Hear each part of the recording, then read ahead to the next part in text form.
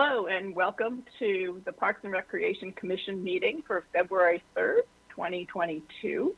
I'd like to call the meeting to order and let's have a roll call.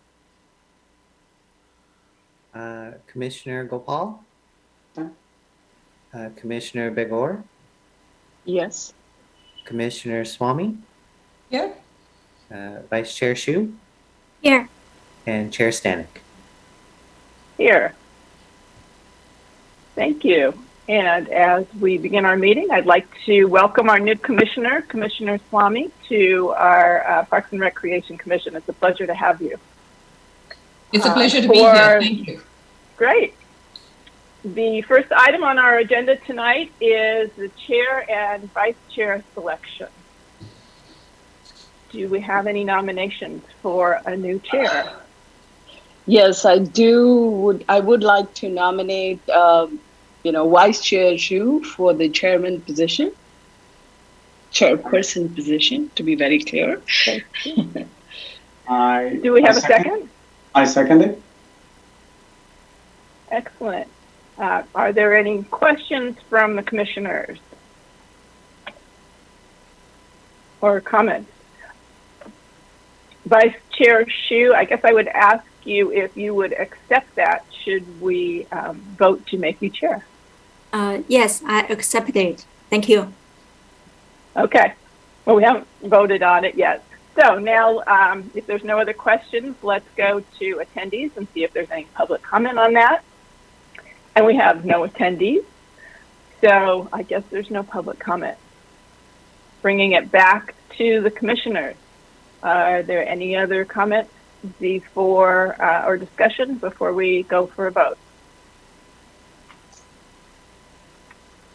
Okay, let's vote on the new chair, or on the motion for Vice Chair Shu to become chair. Commissioner Gopal?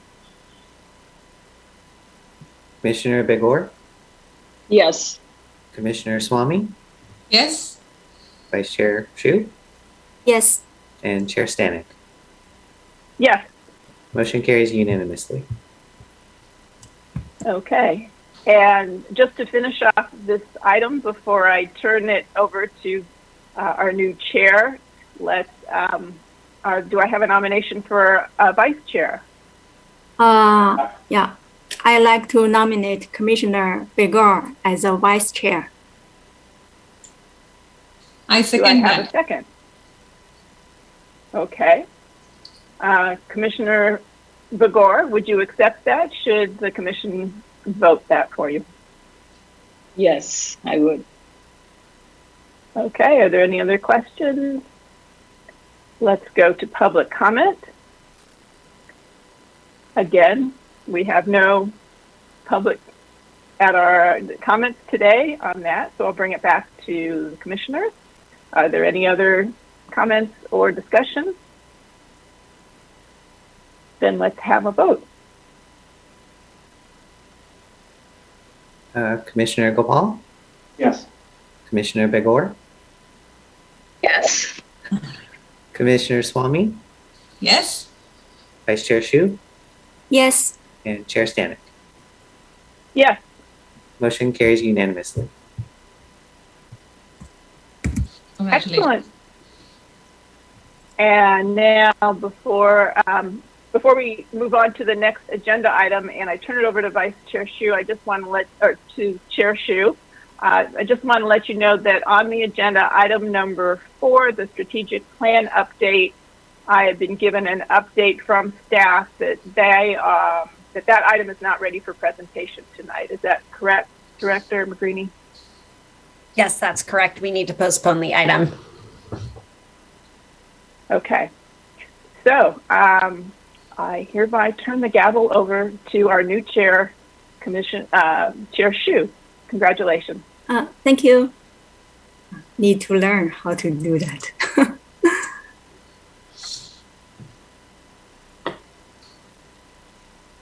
Okay, so yeah, thank you everyone. And now we just continue to the agenda item 2, the presentation on holiday programs. Great. Good evening, commissioners, and congratulations to the new chair and vice chair. I want to introduce our newest addition to our recreation team, our recreation manager, Sonia Lee, and she is here to provide the presentation on our holiday programs that happened a couple of months ago now. Thanks. Good evening, commissioners. As Joanne said, I'm the new recreation manager in charge of preschool, youth, teens, special events, and facilities. And I'm excited to share with you the programs that were offered for the holidays for 2021. I'm going to go ahead and share my screen here.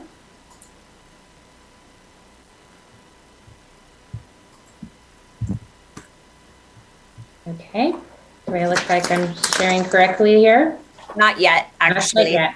And I think, Thank you. Vice Chair. Vice Chair, do you have a comment? Do you have any comment?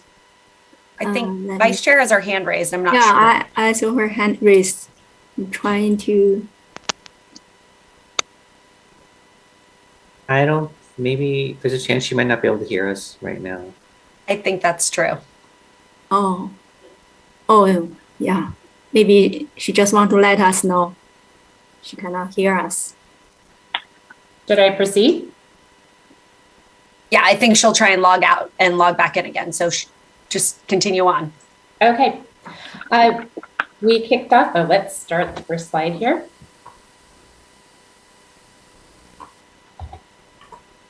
Pardon me for a moment.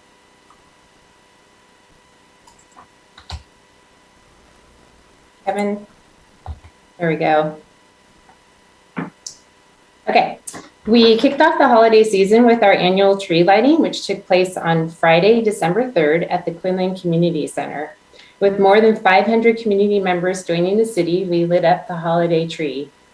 This year's event featured our special guest, Santa, arriving with a little help from the Santa Clara County Fire Department. After the tree lighting, participants were able to visit with Santa and take festive photos. The annual Breakfast with Santa event took place the next morning on December 4th at the Quinlan Community Center. With more than 170 community members joining the city, we celebrated the holiday season. This year's event featured a photo with Santa, letter writing to Santa, craft kits for children, and a delicious pancake breakfast. Thank you to the Optimist Club of Cupertino for volunteering their time to cook the breakfast for the event. Residents were able to sign up to be a part of the Holiday Lights Map. Those who wish to take a tour of houses decorated for the holidays were able to easily download the holiday maps through a QR code. They could view the lights with their family from the comfort of their cars. This program was very popular and received 2,643 clicks through our digital outreach. On Saturday, December 11th, the Parks and Recreation Department hosted a unique holiday event, Signing Santa. This event is a one-of-a-kind in the Bay Area and provided an opportunity for deaf and hard-of-hearing children to talk to Santa using ASL. Santa was accompanied by an interpreter, so he was able to communicate with all attendees. More than 25 people attended the event and enjoyed crafts, cookies, and more importantly, quality time with Santa.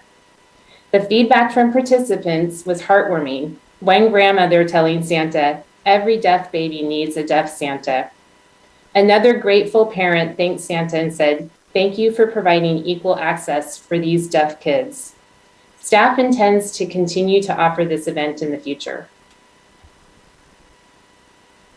Although we were keeping Santa very busy, Santa and his elf took a break from their holiday preparations to visit the residents of Cupertino in his new Santa Mobile.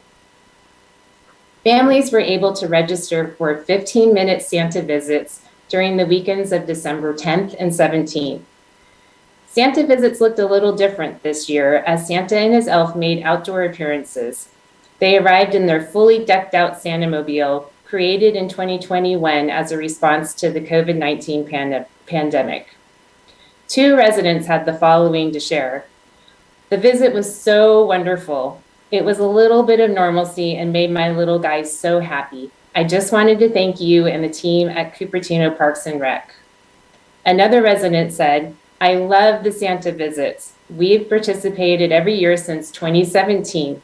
I'm so thankful to the city for offering such a wonderful program. We would like to give a special thanks to the Fleets Division for helping Santa prepare and decorate the Santa Mobile for his Cupertino visits. The Senior Center continued to host holiday activities that engaged our Cupertino seniors during the holidays. On Wednesday, December 15th, seniors were able to celebrate the holidays Hawaiian style through our program, Holidays in Hawaii, where seniors were able to swing and sway along with the Cupertino Center's Leilani hula dancers and the Pilo Ho'okani band as they celebrated the holidays with Hawaiian songs and dances. The program allowed seniors to enjoy the show from the comfort of their home via Zoom. On December 16th and 17th, Cupertino Senior Center partnered with local youth and Starbucks to create Season's Greetings bags.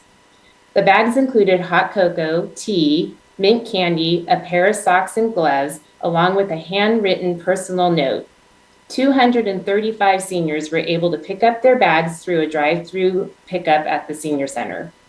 One senior shared, "We want to thank you and everybody who had a hand in preparing the Season's Greetings bags.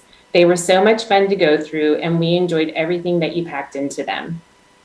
A special thanks goes to the Harker Key Club for donating time to create the cards and bags, and to Starbucks for donating the hot cocoa and tea. We look forward to offering fun, community-minded events to the residents of Cupertino in 2022. Thank you for listening.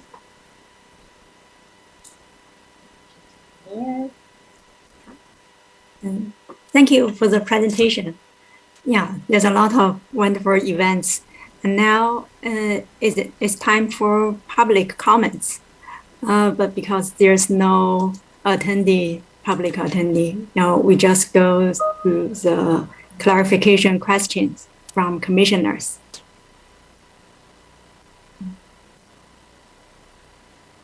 So any questions? I didn't see anyone raise your hand.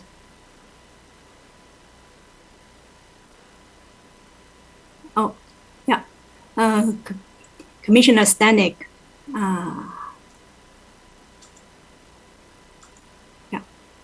Yeah, so this isn't a question, just a comment.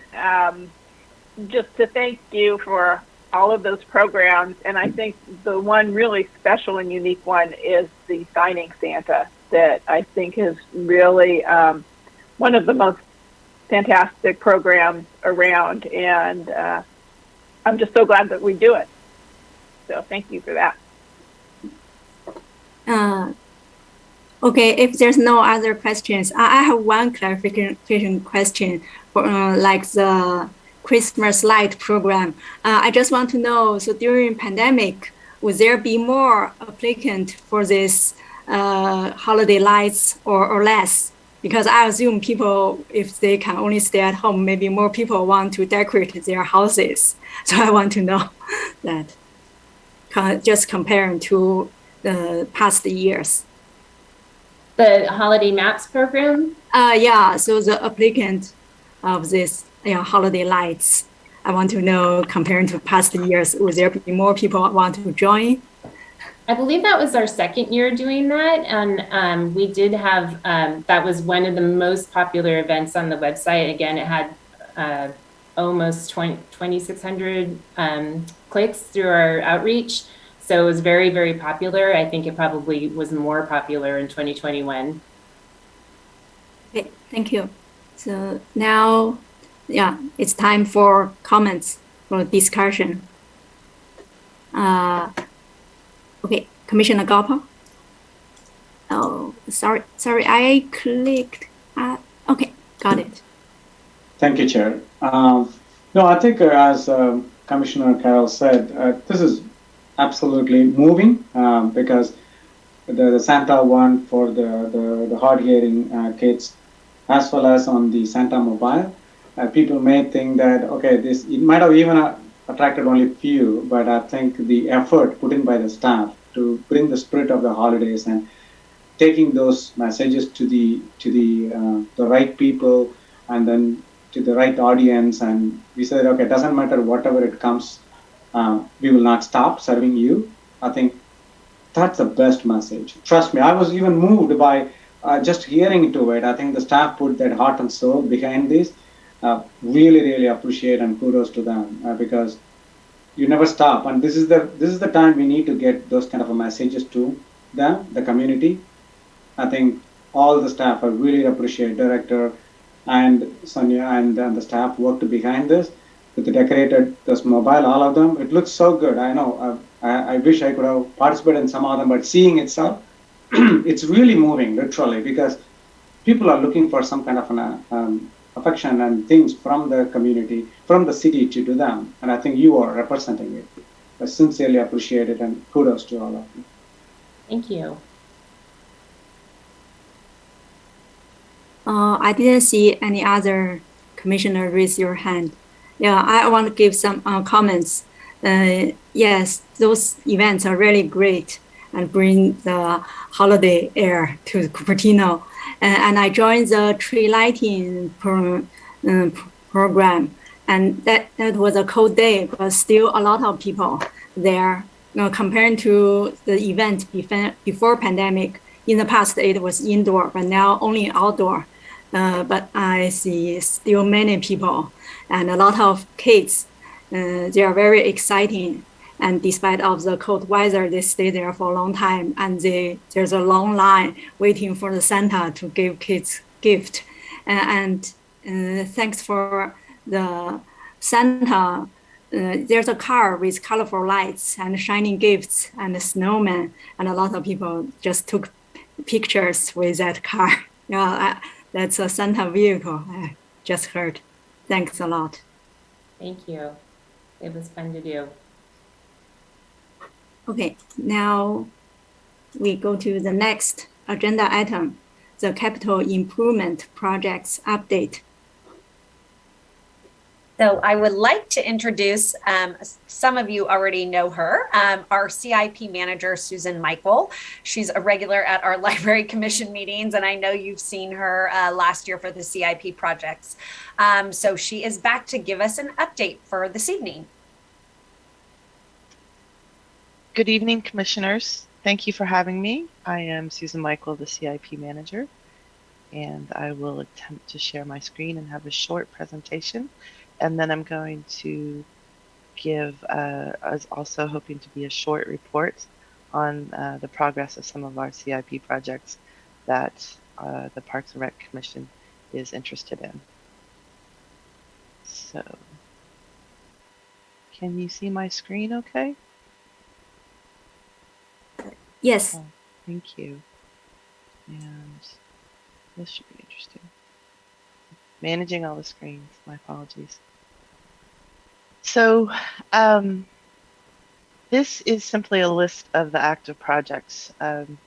There are 11 Parks and Rec related projects that we are working on presently, and they're the ones in the green. And the other active projects are listed below. Tried to make the red ones our facility, blue are the bike and ped related projects, and then the rest of these are more streets and infrastructure. And then just to show you how things are working out, we do have 18 projects that are in the design phase. And you can see 1, 2, 3, 4, 5, 6 active projects in design in the Parks and Rec realm. And 7 projects are actually in construction. As Director McGreeny mentioned, I actually am very active with the library project that's coming to a close.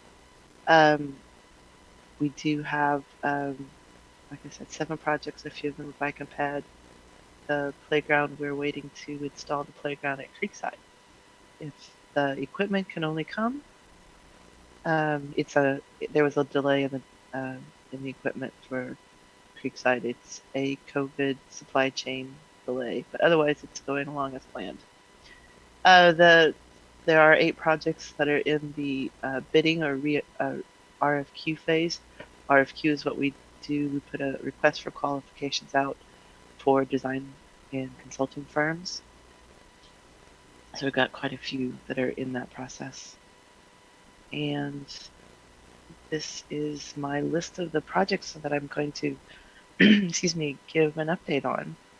And I will give a short update on these projects and then open it back up for questions and comments, if you don't mind.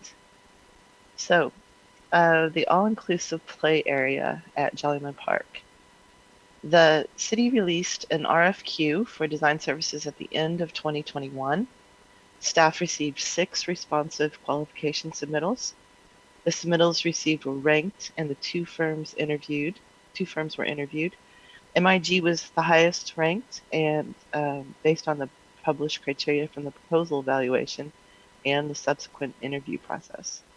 Staff negotiated fees, and we entered into a professional design contract with MIG. MIG is evaluating site conditions currently and is developing a community engagement plan.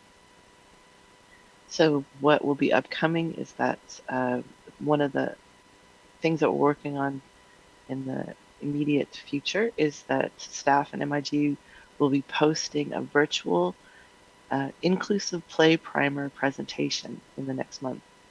The presentation is to increase our understanding of what is inclusive play and what goals are we trying to achieve at this playground. The most exciting development for the project is the launch of the community engagement scope in the coming months. We expect it to be March through July. So as part of the community engagement plan, the project team will have online surveys, virtual community meetings, stakeholder meetings, and pop-up meetings. City staff is also working to initiate the fundraising activities and will be reaching out to the community for support on that front. Next, a little report on the Blackberry Farm golf renovation and alternative use study. So the draft reports were received from the consultants this month for both options, the return to natural habitat and the minor golf course improvements. The staff have given their comments back to the consultants, and we hope to receive the revised reports by the end of the month. Just to note, we have published a new webpage for this study. As you know, we have started to use engagecupertino.org, and on there we are using that format to get community feedback. And we published the page for this site tonight. It was 5 o'clock basically. Let's see here. This is the Engage Cupertino site. You can see engagecupertino.org is the website. I think you can search the Cupertino.org website to get to here. And as you roll through, there's a number of things that are posted. The housing element in different languages, the city work program, Blackberry Farm golf course feasibility study, city work program, etc. So these are more housing elements. Yeah. So it's a great tool that we use, and we're starting to populate it with a lot of our projects that have community outreach. And you can see this is the page for the Blackberry Farm golf course feasibility study. Right now it's just a little bit of text and the map.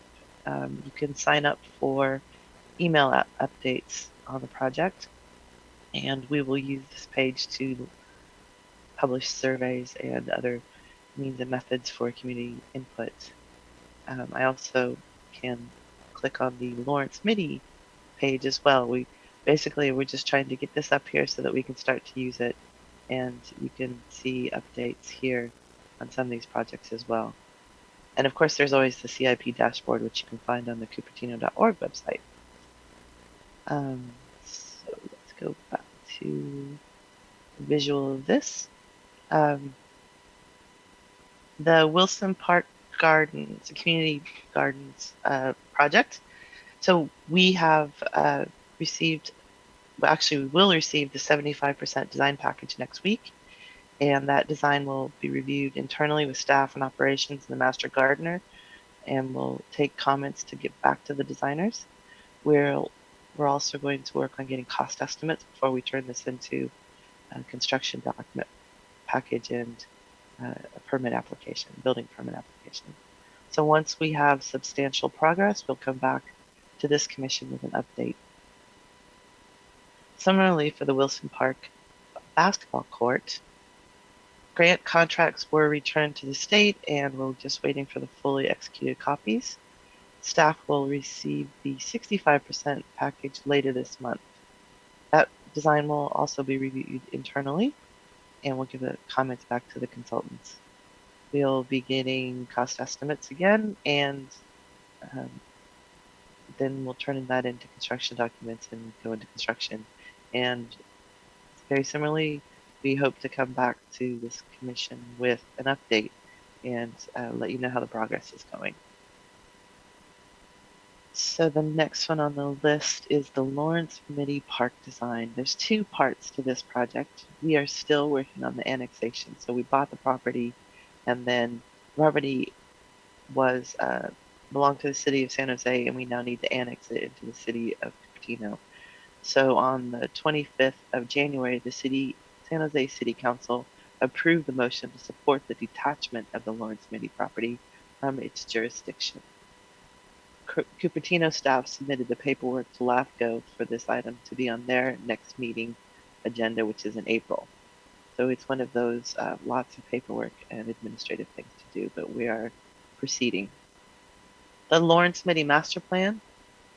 In December, the city contracted with MIG to initiate the planning process for this park. Current activities include the site environmental investigations, and that includes the earliest stages of the CEQA assessments and the biological assessment and a noise study. These will be ongoing through February. City staff and MIG are formulating the public outreach plan, and we will have extensive public outreach from March through November. We expect to complete the final concept design by the end of the year. And then CEQA clearance, we hope to have that in March of 2023. It's a long process. And once we have that, then we can proceed with the design development through to construction. So it's very exciting that all these projects are going. So the next one is the Memorial Park Ponds. This project is proceeding with the start of construction anticipated in the summer. As you know, we have to coordinate the construction with festivals in that park. The city has selected a design professional to prepare plans and specifications, and then that will then go to competitive bids. The work is to remove the existing ponds, fill the areas, and install landscape in those areas for short term, basically turf and some pathways, so that it will be in better state for the next phase, which would be the master plan and the specific design that's going on for the whole park. Construction for the ponds could begin as early as May. Hopefully that isn't too optimistic. And there is a long-term planning for amenities that will the long-term planning for amenities that will replace the ponds will be explored during the development of the specific plan, which is our next project to mention. It's just that the RFQ for the Memorial Park specific plan design will be published tomorrow. I've been working very diligently on that, trying to get that published. So that'll be out for asking for qualifications, and it will last. The process will probably be a 3-month process, the way it typically goes. So we're also working on the amphitheater renovations project RFQ as well. So that will be issued soon after we issue the specific design. So the last one on the list is the sustainable infrastructure upgrades. So we've put out an RFQ for energy supplying companies, via ESCOs is what we call that. And we are reviewing the applicants. We are in the process of making a selection, and we hope to begin contract negotiations soon, actually any minute, maybe as soon as the end of this month. That's very exciting because then those energy service providers will come back and do an audit of our facilities and give us suggestions, give the city suggestions on how to improve the energy efficiency and conservation efforts of our facilities. And I just want to mention two other projects about the trails that aren't on this list. The Regnart Creek Trail is very close to finishing up. It's gone a little bit longer than they had hoped. There was some weather delays, and there's some split rail fencing installation that's going on, some minor work left on the trail, and they're doing some work at the crosswalks. The fencing project is also beginning. The legal notices were mailed to residents by the contractor. Actually, they went out yesterday to let them know construction is starting. They have to give a 2-week notice. The city will post more helpful and graphically clear mapping of the work on the website that will follow. And also just wanted to mention the I-280 trail. At the December 21st council meeting, council accepted 1.9 million grant funding from Santa Clara County Measure B program for the fiscal year 22-23. They also directed staff to use the name I-280 Trail as the name for the interim, and we will be coordinating with the Bicycle Pedestrian Commission on an alternative name, and we have to go back to council with that eventually. This was the Uniparacera Trail, so just wanted to give a little bit more highlight that we will be referring to it as I-280 Trail, and it's been changed on the websites as well. So we are working on the 65% design for the first segment of the trail, and we're also working on the environmental analysis of the project with the secret report.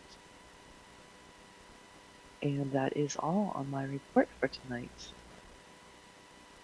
I am happy to answer any questions from the commission or the public. Yeah. Thank you for the update. Yeah, a lot of information in it. So are there any, okay, so yeah, Vice Chair Begor have questions. Yeah, it's just a clarification question at this point. So from my understanding, first of all, thank you, Susan. That's a lot of projects to be talking about and a lot of issues that you guys are dealing with, as always. This Memorial Park specific plan design, the two components of it, I'm assuming, are, of course, the amphitheater improvement and the pond repurposing. Are we going to be doing anything besides these two in that? Just for my clarification, I might not have caught what exactly of that specific plan we are going to be focused on this year besides these two. I'm happy to answer that. There, just to clarify, so last year as part of the CIP, we proposed and council approved 3 projects at Memorial Park. The ponds repurposing, the amphitheater renovations, improvements, and the Memorial Park specific plan. Specific plan is just another way of saying the master plan, the overall plan for the park. The thinking behind the two, the amphitheater project and the ponds, both those projects are very straightforward, so we separated them out so that we could achieve something very quickly. The ponds, we wanted to take out the concrete, put in some turf, and just enough so it's just a more usable, beautiful park. And then that will be, we're not over designing that, we're just putting in something that's prettier, so that when the master plan is designed, that will most definitely be repurposed. There will be another use for the ponds areas. And then the amphitheater similarly is a very straightforward, there's improvements that need to be happening, excuse me, moving the path away from in front of the stage, giving improved electrical and stage requirements. And I think there's some other minor things that we've been working with the Parks and Recs staff to get the feedback to develop the scope. So that RFQ, request for qualifications, is next on my list of things to accomplish. Okay, thank you. I guess I did not phrase my question correctly. My question really was that, you know, I get what we're doing with the pond repurposing and as well as the amphitheater. What other parts of that master plan, the specific plan, are we looking at to do in this number 10, which is the Memorial Park specific plan. Right. These two components I get. What is the Right. third part of it? The Memorial Park was built in 1970 and really hasn't been updated since. So the specific plan is to take a look at the entire park and Right. following the guidance from the Parks and Rec System Master Plan to make improvements. There were many suggestions in that in the master plan to consider, adding shade, perhaps performing arts facilities, aquatics facility, basically adding nature play. There were so many things that, so we're asking for qualifications to bring on designers to look at the entire park and to also do an analysis of parking, how it's actually being used, and what is the best design and use of it going forward. Before we get into the design stage, we will re-engage the community and get their feedback as well. It's going to be a very robust process. Yes, yes, thank you. So I guess to be clear in my head, I'm going to pursue getting somebody to come in and give us some analysis on the master plan of the specific plan. And from the perspective of the cities, that what is our specific task is what I was asking. But I think I get the idea that it is, getting the consultant. So correct me if I'm wrong. The city council, the city has approved a contract for design. So we will be getting a design in this first phase after, and going through the process of that. The design it's a healthy process of getting feedback and analysis and all those things. But at the end of the day, we need a new design for Memorial Park. Does that help? Yes, Okay. that helps. Thank you. Oh, so the Commissioner Stanek have questions. Yes, thank you. Yes, thank you for the presentation. I guess I had a question about the two items that are identified for Wilson Park, and one of those is the satellite garden, and the other is the full basketball court. I know the commission gave an evaluation of looking at all the parks where we might have those facilities. So I don't quite remember when Wilson Park was chosen. I was trying to understand how did that park get chosen for those two amenities. I'm happy to jump in here. Thank you. So we discussed the different locations that were most appropriate for the satellite gardens as a part of our strategic plan evaluations. So when we went out and all evaluated where water fountains, drinking fountains would go, benches, we also evaluated where was the most appropriate location for full-size basketball court, and then also the gardens. And actually, I think we designated 3 parks on the east side of town, Portal, Wilson, and Creekside. And so staff took that feedback and went and analyzed those 3 parks and figured that Wilson was the most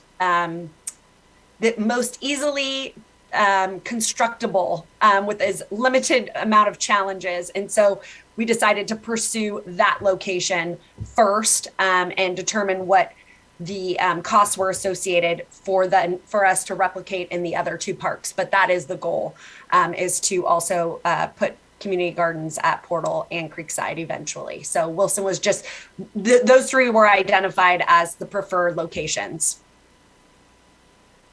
Okay, how many garden plots do we envision we can put in at Wilson?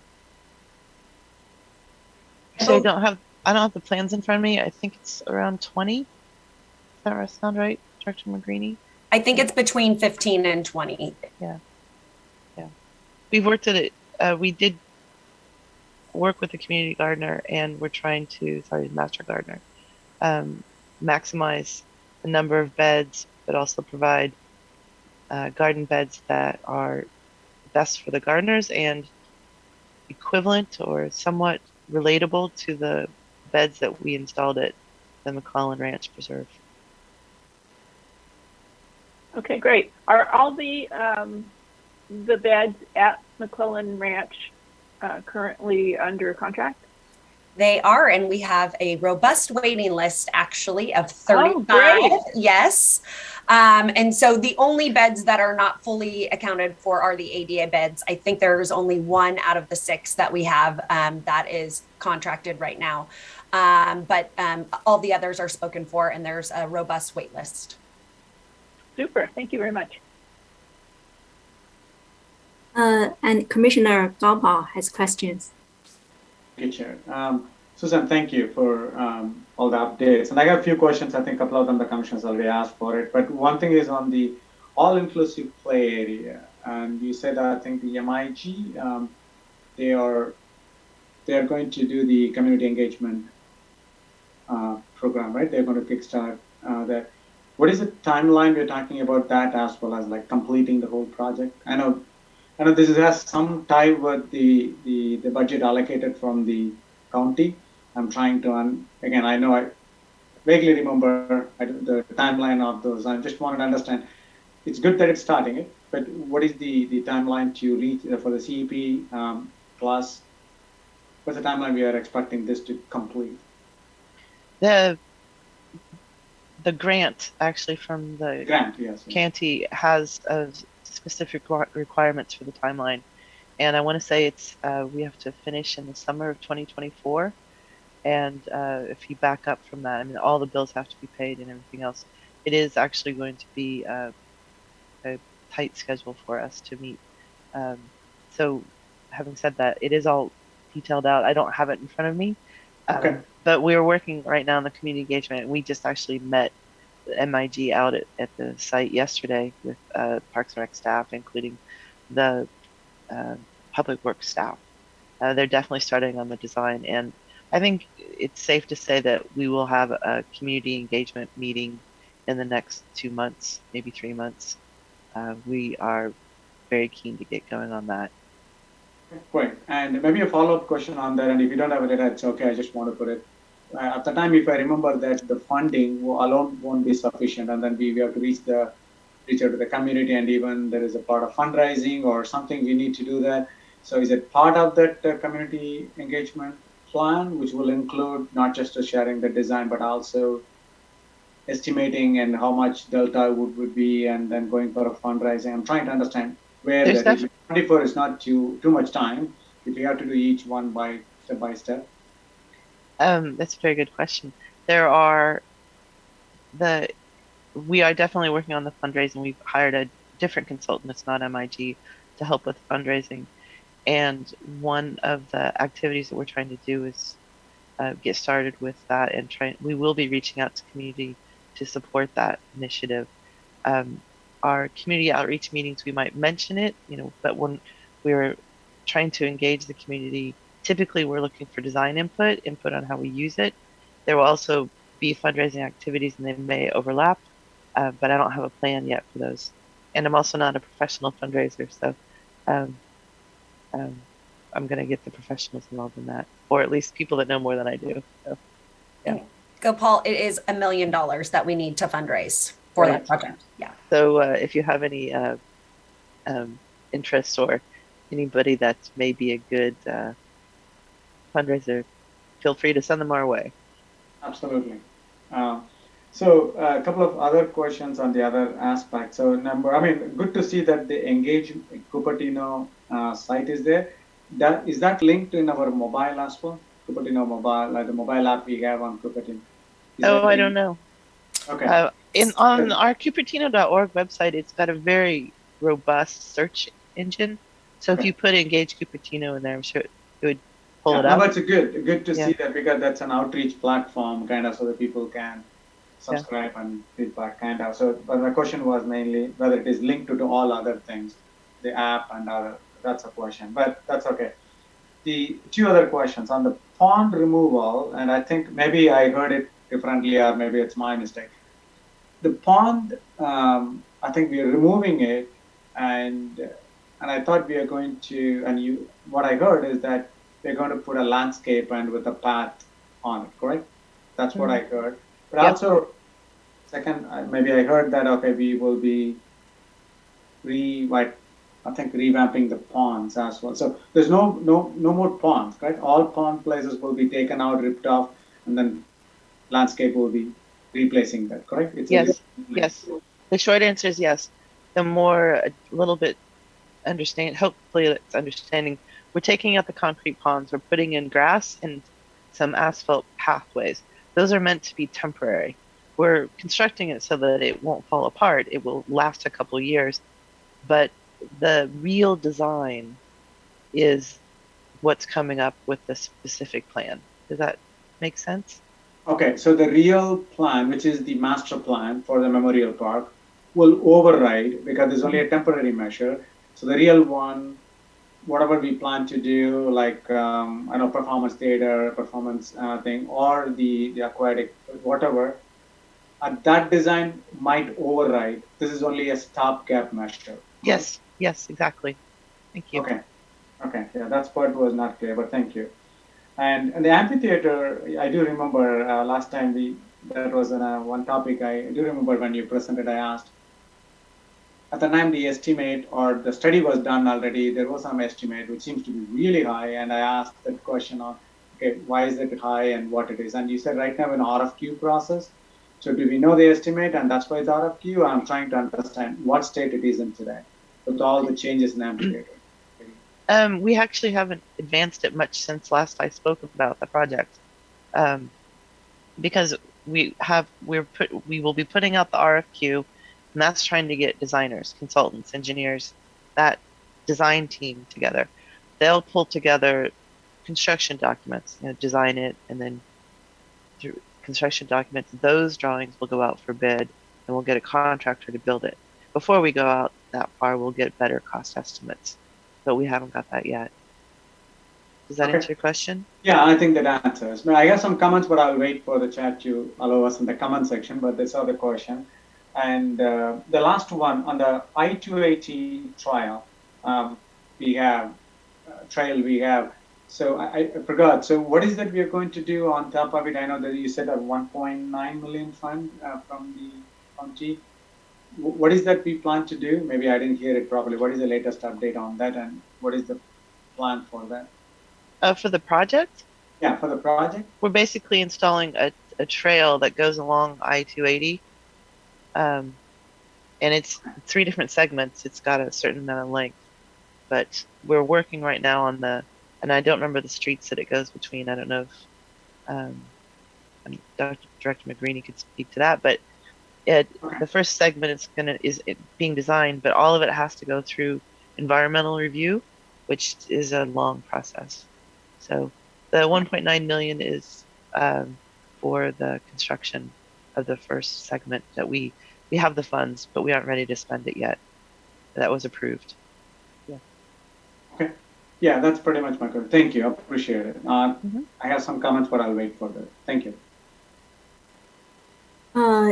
Yeah, thank you for all the good questions. And I also have some clarification question.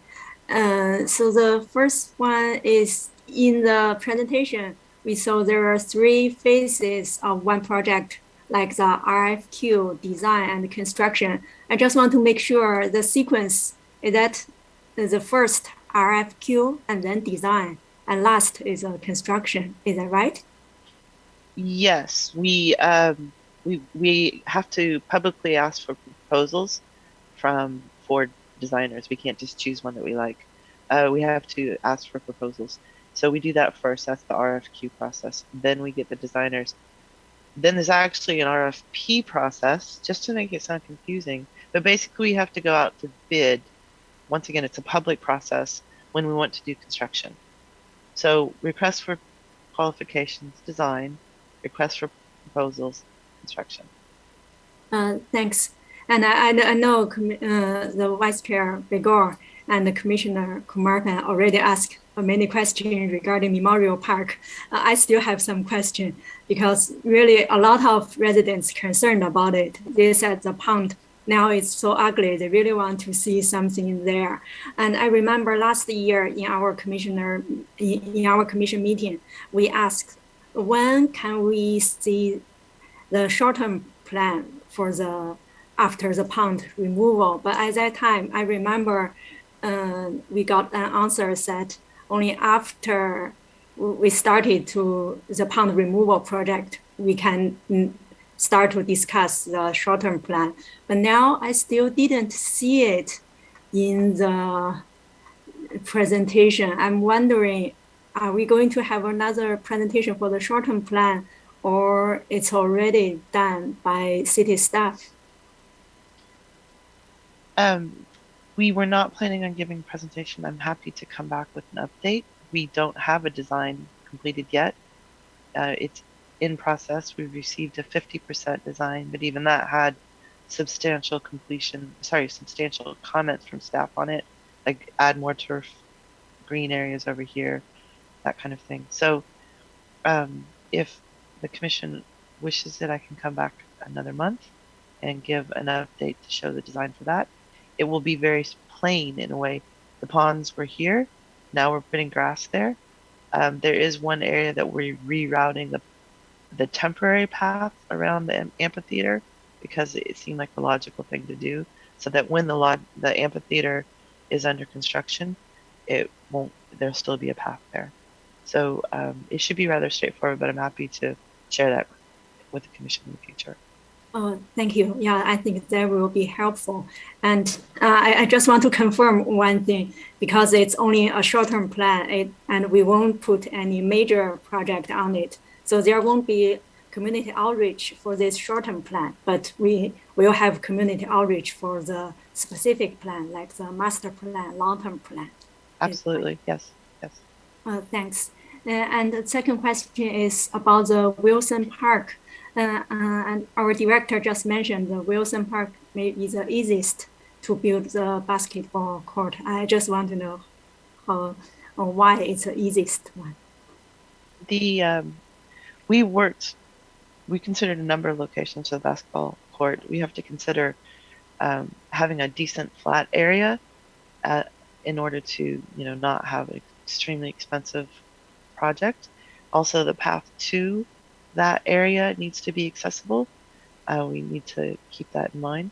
And the garden one, I remember that when they were trying to evaluate the different sites.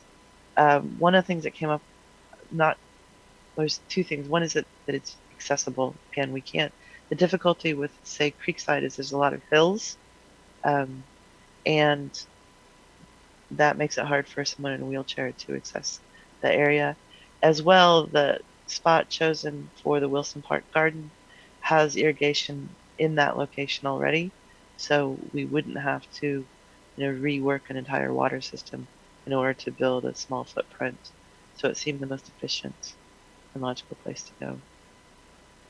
Thank you. And I just saw our director, Joanne, raised your hand, and then, do you have anything? Yeah, I just wanted to actually comment on some of the processes that are involved with some of these things, because I think that it's hard to understand. And so it definitely was hard for me to understand when I first started engaging in this process. But I want you to think of the specific plan or the master plan as you're building a house, and how many rooms do you want in it? And do you want bedrooms or offices or bathrooms or, those kinds of things? And then once you decide, okay, we want, 4 bedrooms, 2 bathrooms, then you start to say, where do we put the sink and where do we put the shower? And so it gets more specific as you go.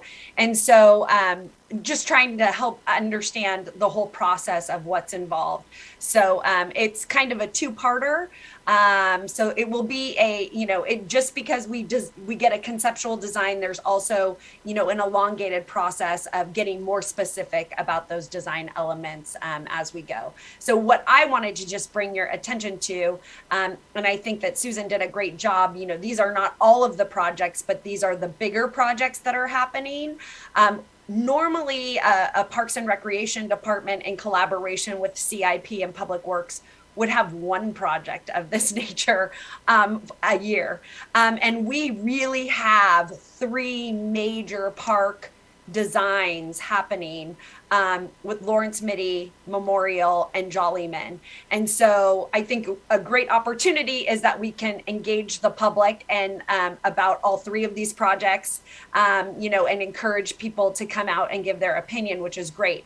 But just to let you know, these are going to be robust engagement opportunities, and we really need your help in getting people to engage and give us that feedback and give us their opinions and wants and needs for all these different parks. So I think that's what we're trying to get across. It's going to be a very busy year for all of us, ensuring that we're getting people to respond to surveys or pop-ups or give their feedback for all these huge projects that will be a gem for the city. So again, thank you, Susan. I think you did a great job presenting. Thank you. Yeah, that's very helpful. And my last question is regarding the all-inclusive playground. And Commissioner Kumarpan asked about the budget. And I really understand why he asked this question, because I still remember the 2019, there were several commission meetings. We talked about this all-inclusive playground. And at that time, we even asked our city, are we going to cooperate with Magical Bridge, or are we going to do our own design? And I remember the director at that time, they mentioned our city decided to do it independently because maybe it will have low budget, because if we work with a Magical Bridge, they have some, the budget standard that's maybe higher. And if we do it by ourselves, we can get more flexibility with the designer, all kinds of things. And I understand why Commissioner Golfer asked those questions. We want to know the details. And I remember the county's fund, the fund from our county is about 1.2 or 1.6 million? 1.448 million, if I remember right, yes. Okay, and the fundraising of community is about 1 million. And how much our city is going to spend on this project? The number? The city is committed to $1 million contribution fund at this point. Okay, got it. The project. Yeah, and like the donation program, are we going to have a chance to know, is there any promotion ways about maybe like the library donation wall? Is there any proposal we can know in advance? Maybe we can help to bring up some new ideas. I'm just wondering if we have that chance for the community donation Absolutely.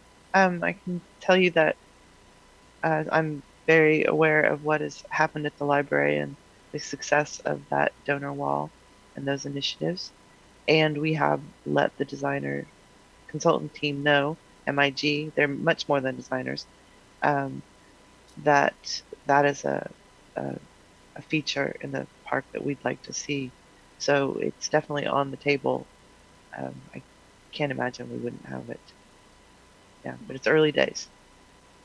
Thank you so much. Yeah, we asked a lot of questions, and thank you. Oh, and also Commissioner Stanek have more questions. Yeah, I just have one more question, and that's on the specific plan. When there are such diverse ideas and options that came through the master plan for Memorial Park, between an aquatic center or a performing arts center or something else entirely, how do we go about asking for a specific plan without knowing that ahead of time?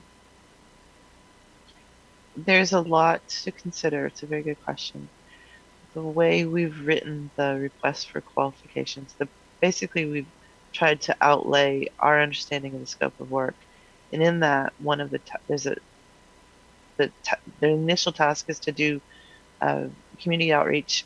There's research and analysis on what are the conditions at the site, including, for example, analysis of the parking, the trees assessment, the usage of the park, the operational requirements. That we also will be doing analysis, requiring the consultants to do analysis of the adjacent facilities How are the adjacent facilities used for recreational uses? How successful is that? And they'll identify the gaps. So I'm working towards a couple of suggestions from the master plan, the Parks and Rec master plan, were, for example, an expanded recreation facility, aquatics facility, performing arts facilities. So the ask of the consultant team will be to do an analysis of what's existing, what's been asked for, what are good business models, what's so expensive or big. They'll be trying to weigh all of those options that have been listed in the master plan to give us a more educated way to evaluate the options going forward. And that will have to be part of there will be the initial community engagement to ask the community what are their preferences. At the same time, the analysis will be going on, and then we'll be pulling all that together to see what's the best direction. And we'll be having communication with this commission to report on the findings and the input from the community, and then the direction, suggestions, all those things. But we don't have any of it yet. So does that help? Does that clarify or add more questions? That helps. So, Oh, and the Vice Chair Begor has more questions. I actually can leave this to the comment, but I just thought I'd get a clarification at this point. So the timeline for the repurposing versus this design where we may be looking at the aquatic, how do they measure up against each other? We are working to implement the ponds project as quickly as possible because, as Commissioner Gopal mentioned, it's a stopgap measure, and so to have something more usable in place. The design of the new park, we are hoping to have the progress on the design by the end of the year, I think the conceptual design, by the end of the calendar year. I can't remember exactly how we put it in the request for proposals, but the design process and the input process will be a 9-month process, 6 to 9 month process. And that's probably being aggressive. So then after we come up with the design, then we have to figure out what projects we want to actually build and take to the next level of design. So if we are to start construction this summer on the ponds, it may take 6 months because of the staging and phasing with the festivals and trying to keep the park usable. Let's say that we finish the construction by the end of the year, maybe the beginning of next year.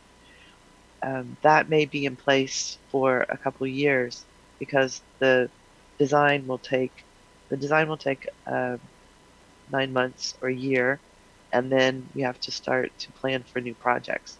So that would take another year, something like that. You can see how the ponds temporary measure may be in place for a while.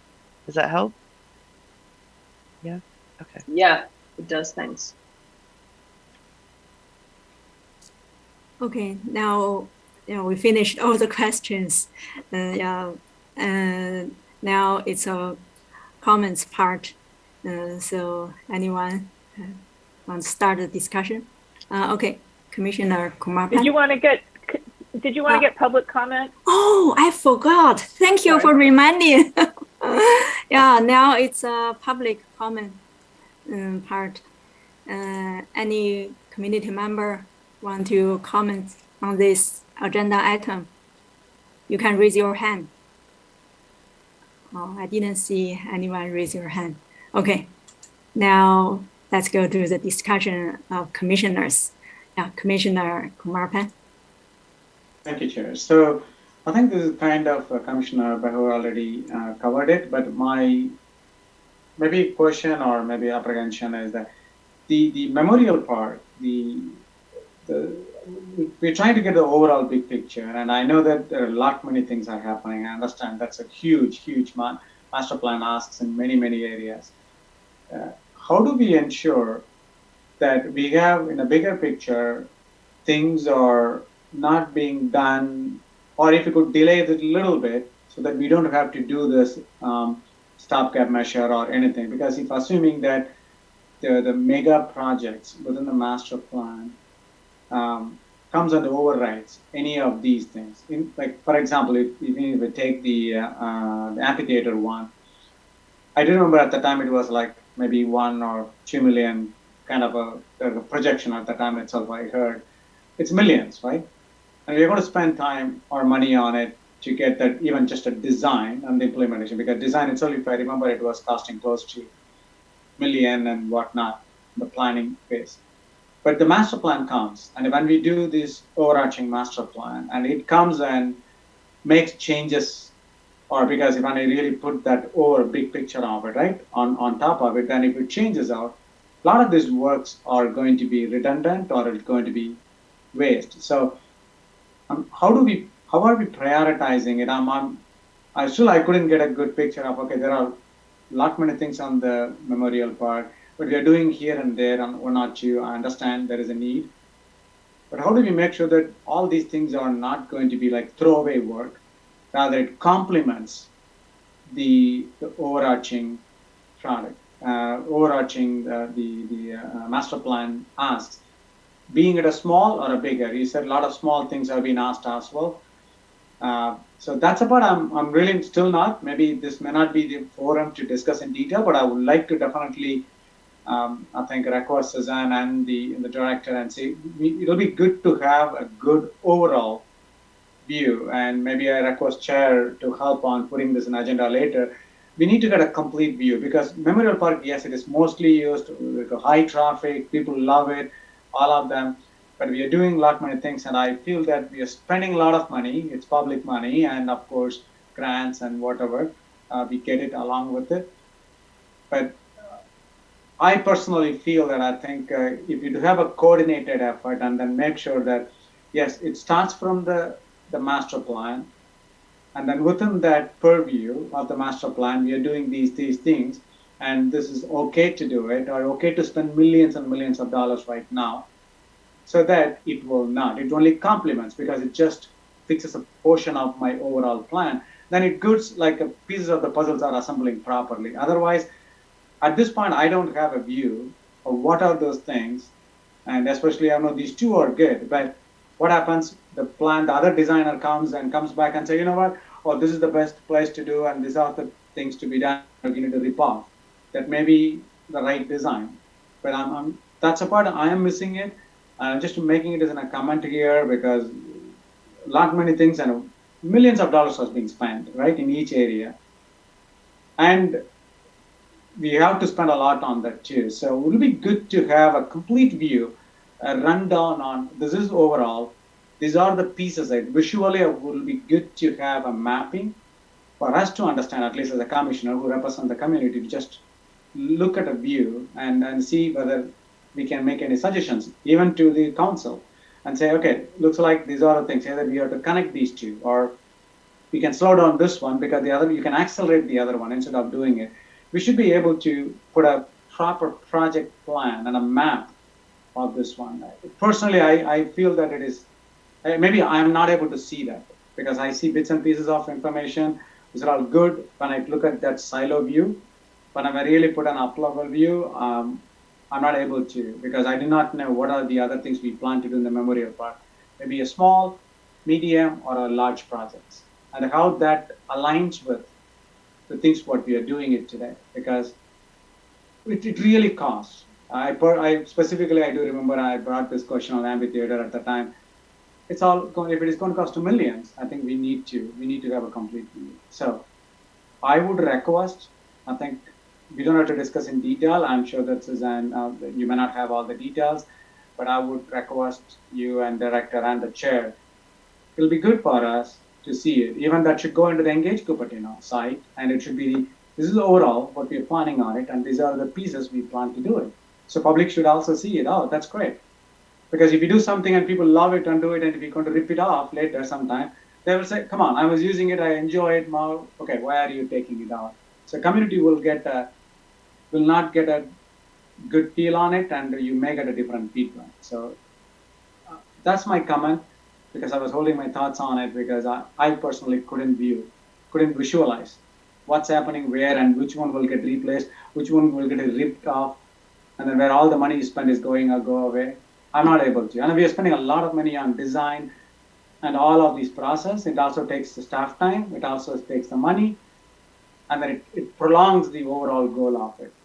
So that's my concern and my ask, so that we can have a good visibility.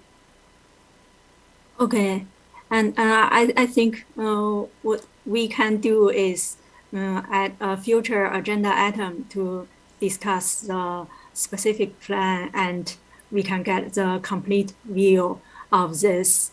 Yeah. Thank you. I would like, I really like this idea. Thank you. And Vice Chair Begor.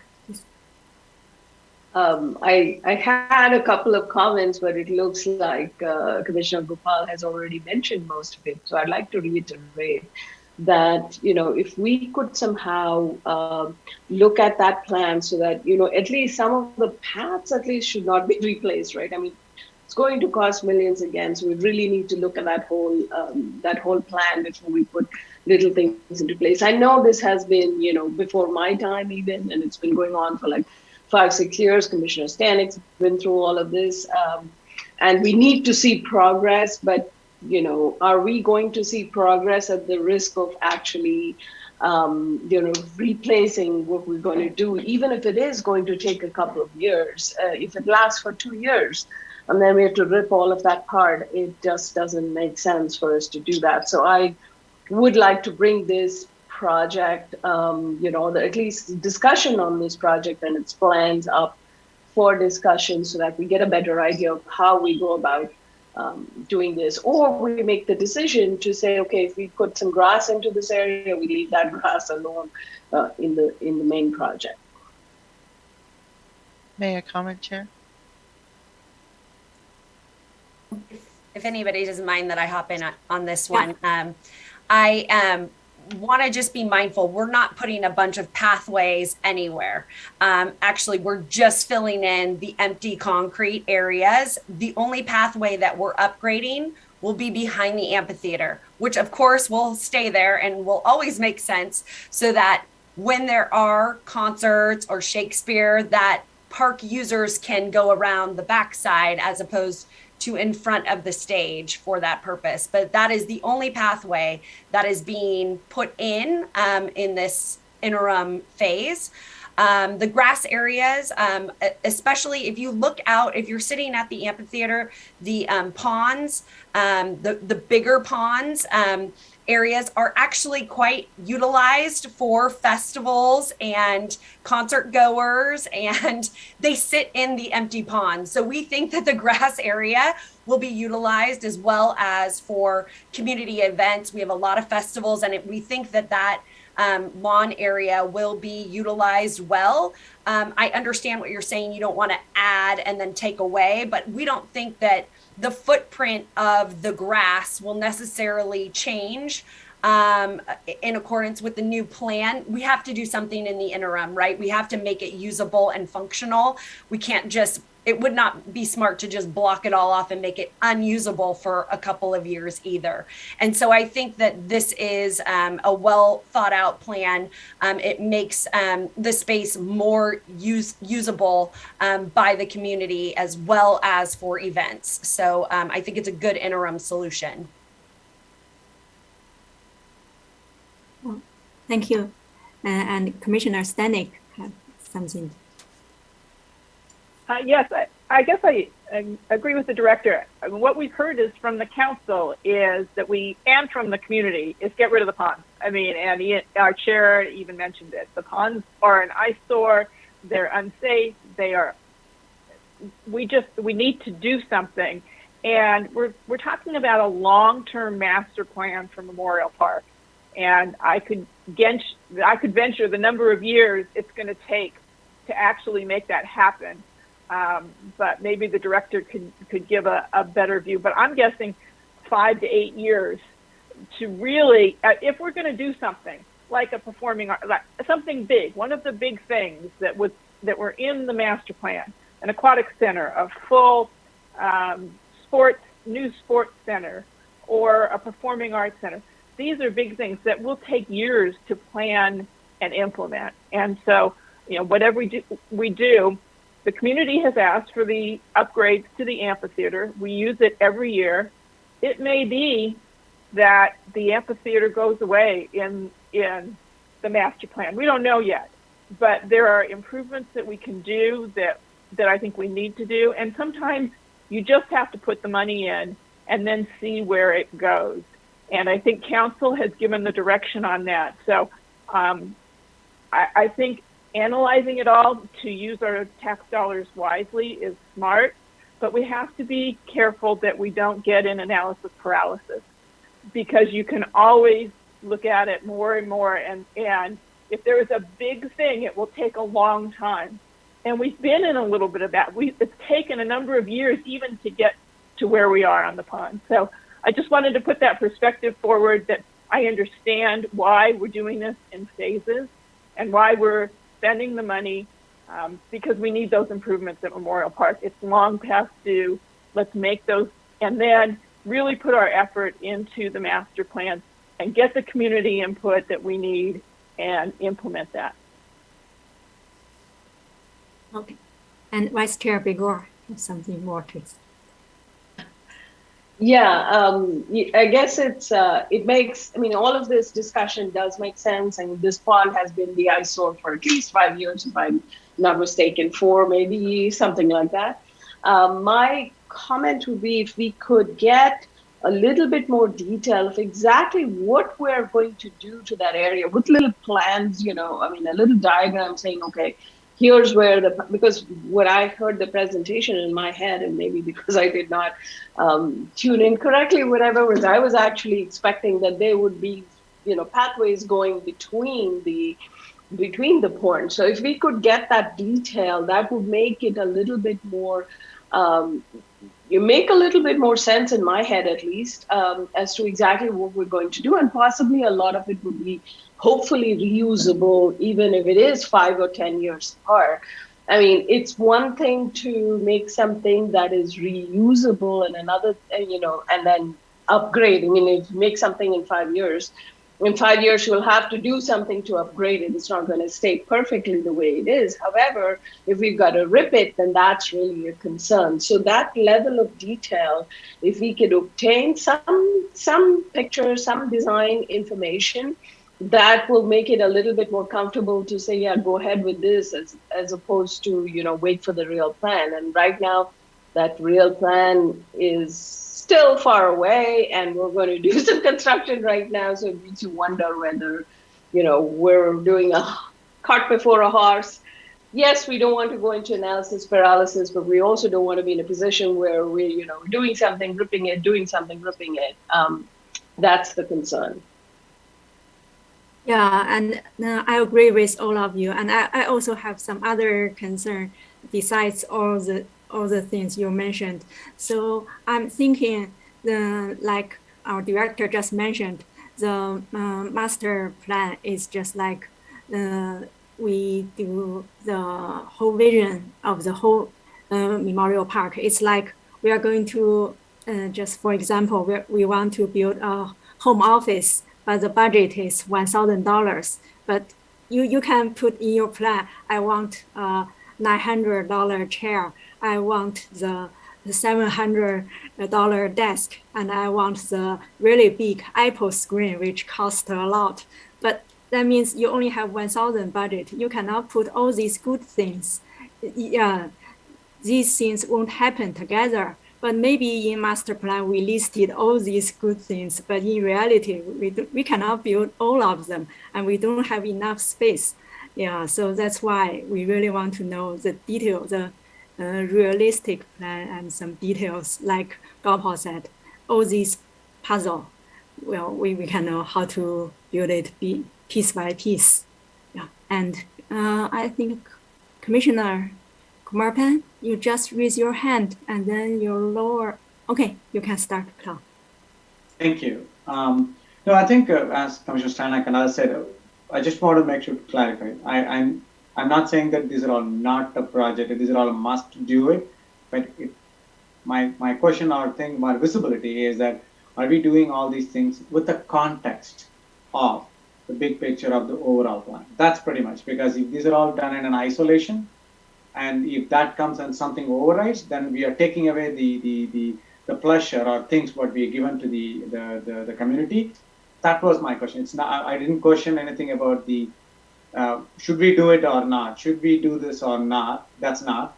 But we are spending it, but we want to make sure that the other plan doesn't override. Your overall plan doesn't come and override that, oh, this is going to. And if it comes immediately in 2 years, then you just all these plans right now, amphitheater in general example, and if it's all doing it, and then in 2 years it's all good to go, people are enjoying it. By the time the overall plan comes back, and when we start in parallel, whatever, in 3 years or 4 years, it comes back and comes up with something. I'm not saying that it is going to come. I know you all planning it. You know the planning better than any of us, but I just wanted to get the visibility because I couldn't connect the dots. I couldn't connect the map on how things are happening. That's why, not questioning any of the things which either council approved or the community asked. It's okay, but we don't want to deprive them after some time. That, okay, you give it, have it, but you know what? We are doing the other long-term project, which will take 4 years or 5 years. But until then, this is going to be not available. Kind of. That's the concern.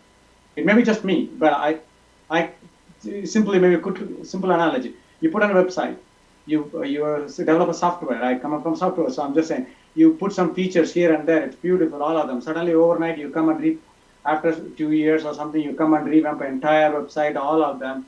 I might lose that. Okay, where did I? And this is all I enjoyed it. So that's how I'm looking at it. I know you're making a packets of improvements. That's fantastic. But if I have a good visibility that overall, this is how my new application or this is the functionality you're going to get in every pieces. And with that context, hey, I'm improving here and there. And at the end, you will see, then I know that what the path, the vision. That's how I'm seeing it, because maybe that's my lens through which I'm looking at it and say, are we doing in the right way? Are we going to really completely revamp? That's all. But again, we don't have to. I think we've beaten to death this one at this point. But I just want to put that request. It will be good for us to get educated.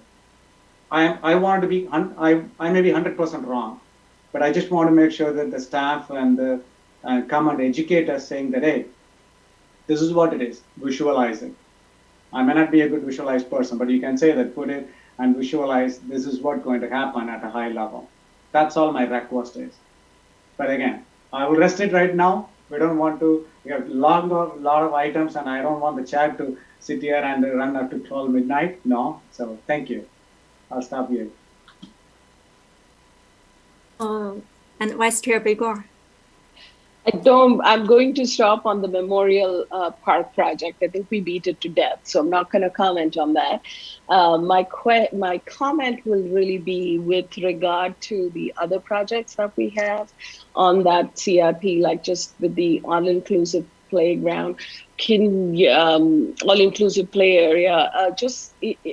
I think this is more of a comment for in general. If you could get a timeline associated with whatever, even in these updates, that would be very helpful. It's like if you're doing a design, here is the timeline for the design, or here is the timeline for this replacement.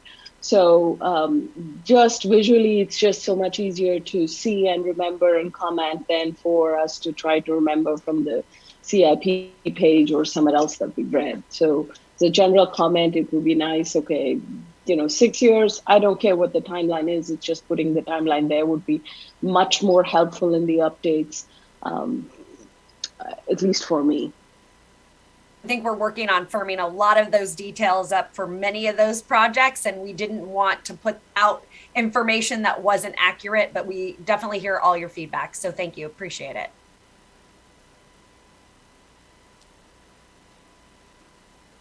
Okay, looks like there's not.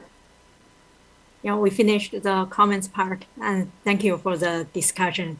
Yeah, there are really some good ideas, and I think the next step we just work with our director and maybe put the Memorial Park in the future item and get more.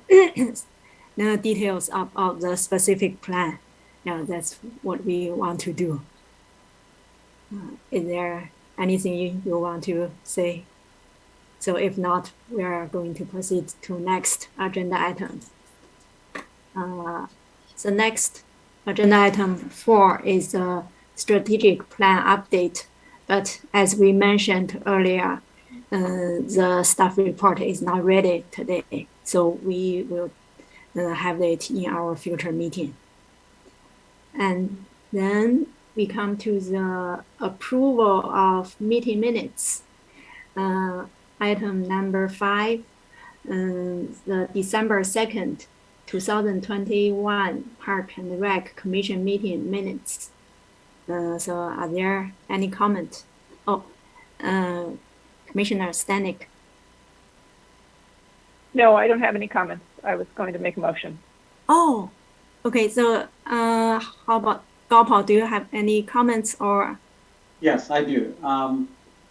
Just on the minutes, maybe it was not clear for me. If I go to the second page, or second or third, the commission narrowed down the potential projects to the following. I'm just looking at the page, and we listed it, the 5, and then the one below, the enable additional dollar locations, labyrinth program are similar, and the field use of agreement ignore policy earned the most votes. I do not know. I thought the third one was not the field use, it's a long-term strategic plan. But maybe my memory may be lost. So I'm trying to see, is that the third one? So these minutes were based on what happened during that meeting. And then in the following minutes, it was updated to the 3 that, this was the December special meeting. Yeah. This was the first time around that we had. Yeah. I'm sorry. Okay, I was thinking about it. I was reading it with the special meeting. Okay, then I will take back my comments. Yeah, we had those long discussions in 2 meetings. It's really confusing. Yeah. Okay, so if no comments, and anyone want to make a motion to approve? Commissioner Stanek. I make a motion to approve the minutes of the December 2nd, 2021 meeting. Anyone would like to second it? Okay. And now it's time to vote. Commissioner Gopal? Yes. Commissioner Swamy? Commissioner Stanek? Oh, Yes. Commissioner Swamy, can you unmute yourself then? Should Yes. Commissioner Swamy be voting on this, or should she be Oh, abstaining? right. I'm I sorry. apologize. Commissioner Swamy, since you were not here during that meeting, just say I abstain for your vote. Abstain. Commissioner Stanek? Yes. Vice Chair Bigor? Yes. And Chair Shu? Yes. Motion passes with 4 yes and 1 abstain. Okay. Now it's agenda item 6 to approve the January 20, 2022 Parks and Recreation Commission special meeting minutes. Any comments for the meeting minutes? If nobody have, Commissioner Stanek. Under the old business, under Gary, where she asked, it says to succeed her 3 minutes to Luis Sadati. That probably should be, she offered to cede her minutes. I just think I don't think that's the right word. I will correct that. Okay. So are there any other comments or anyone make a motion? I think the motion is just to approve the meeting minutes with the amendment. Is that right? Anyone would like to make a motion? Yes, sorry, I was on mute. I was talking. Yeah, I move to approve the meeting minutes on January 20th, the special meeting, with the amendment what Commissioner Stanek suggested. Okay. Anyone? I second the motion. Good. And Kevin, could you help us to vote? Thanks. Commissioner Gopal, Yes. Commissioner Stanek, Yes. Commissioner Swamy. I attended the meeting, but not as a commissioner, so I suppose I should abstain again. Yes. So I abstain. Vice Chair Begor I abstain. and Chair Shu. Yes.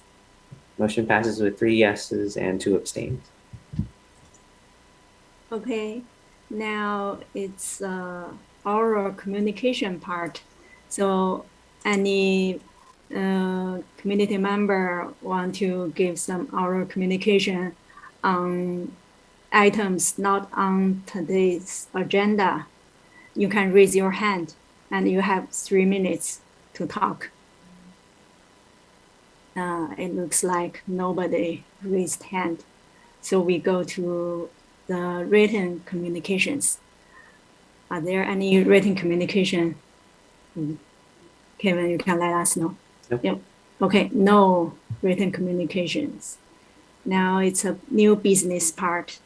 Agenda item 7, update on fiscal year 2021 to 2022 city work program item, mental health support. Good evening. I'd like to introduce Danny Mestizo. He is a rec coordinator with the Recreation Department, and he will be providing the update on the mental health item tonight. Take it away, Danny.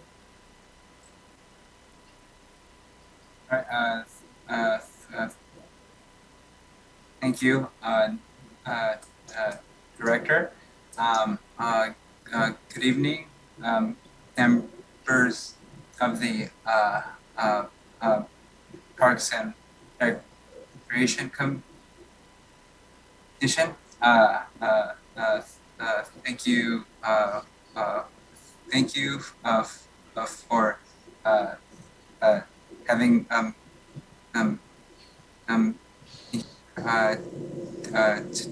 tonight. I'm here to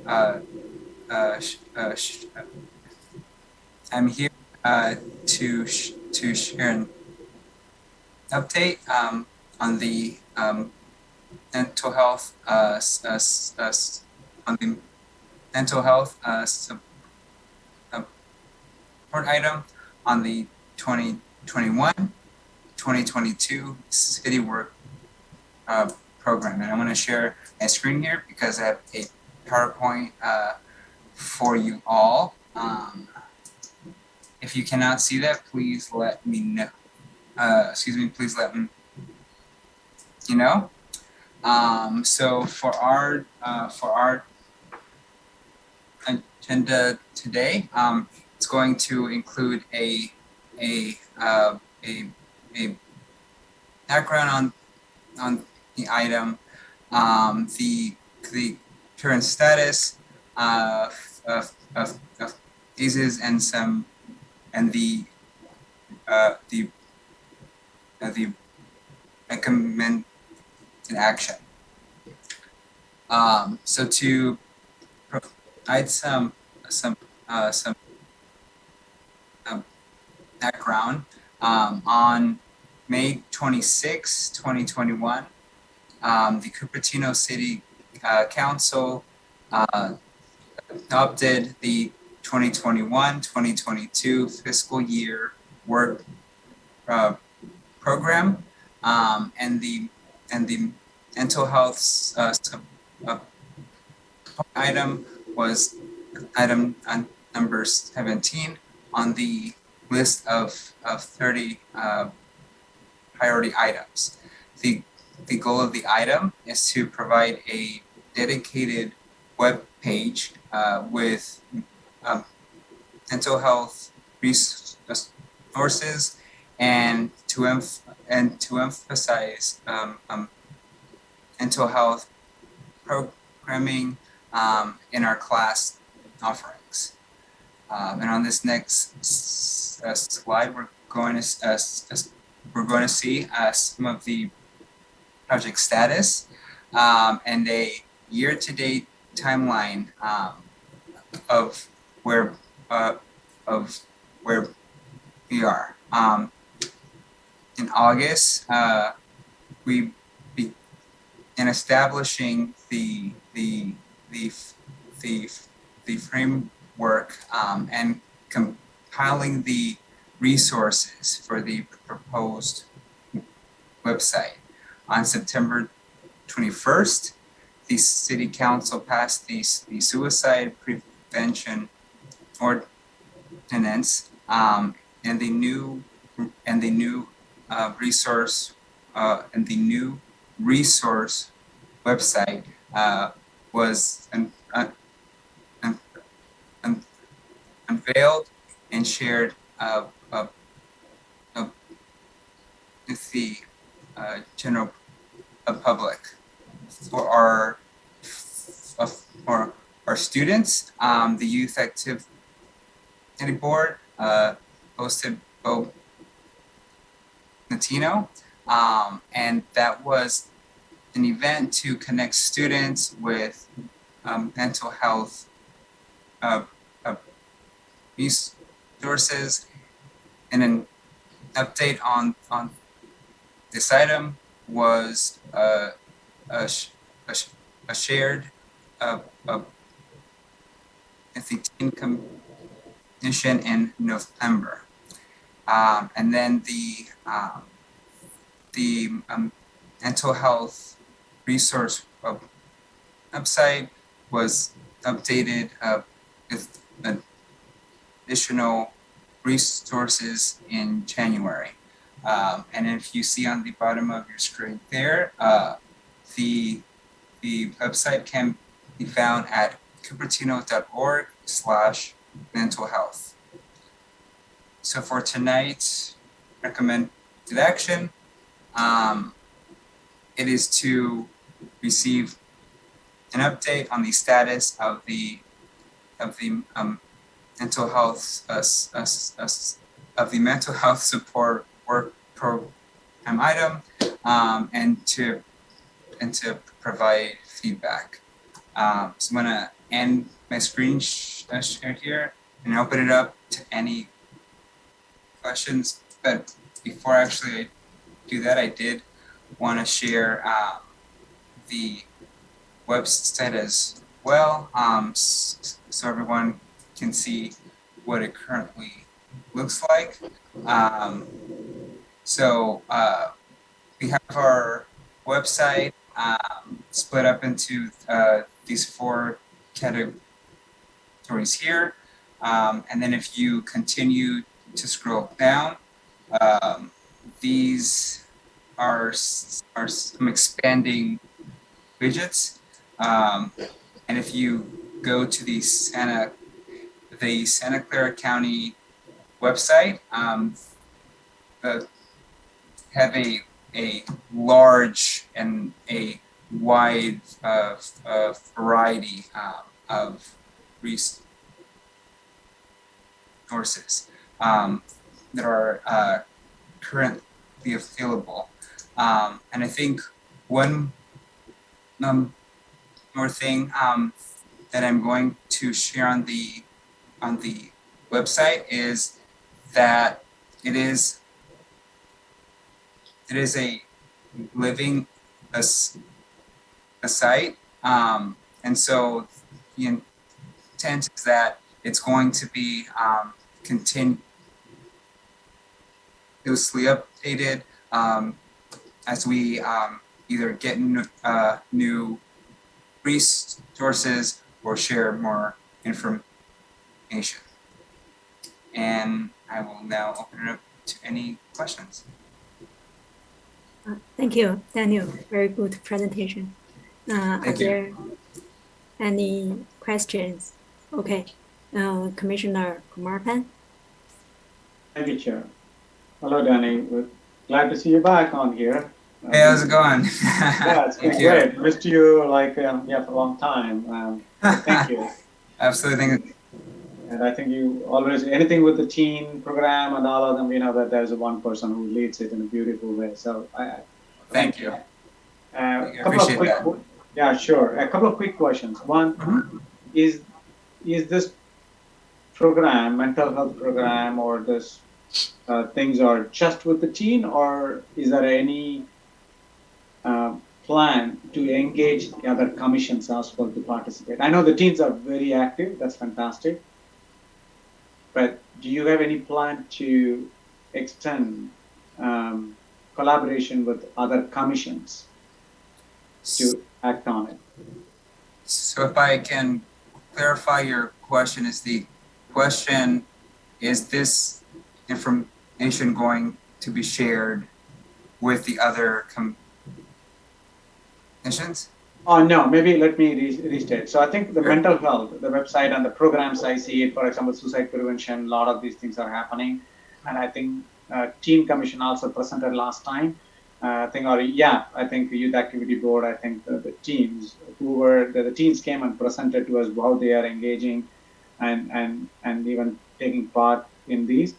I'm trying to find out to enhance the programs in the mental health space, to add additional programs. I'm sure that not all can be done just by the team or team programs or others.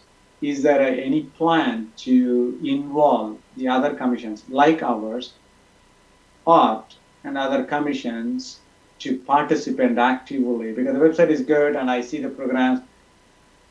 Is there any plan to involve other commissions to actively take part in this particular initiative? Yes, and I should probably clarify and share that the actual intent of the item is that it's for the entire community. So at the current stage that we're at, we are going to be both planning and going to introduce and introduce programming for all ages. So it's not exclusive to any one age group. Okay, excellent. And the second question, just follow up on it. Do you also have a plan? And if it is, I would like to know what the process. If any external agencies would like to partner with the city in this mental health area, do we have a process in place? Because I do have some of them approaching me, and I wanted to see how I can connect them as a partner or a collaboration program with city, especially on this. Do you also handle that, or is there any process I need to be aware?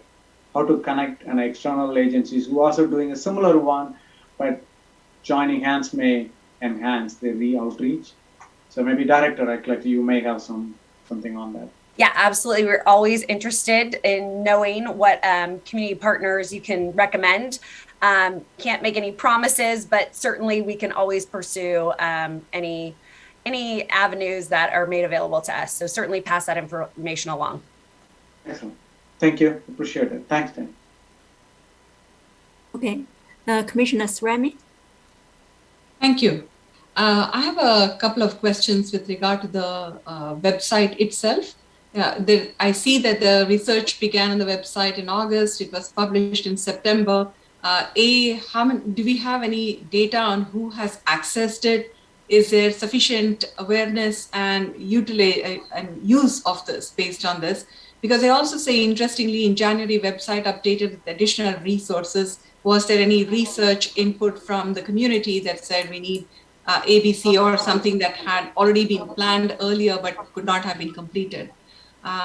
So those are some of the questions for me. And if, as a follow-up, if the usage is not what we expected it to be, are there any ways in which we are promoting it? Just adding on to what Commissioner Gopal Kumarapan was saying.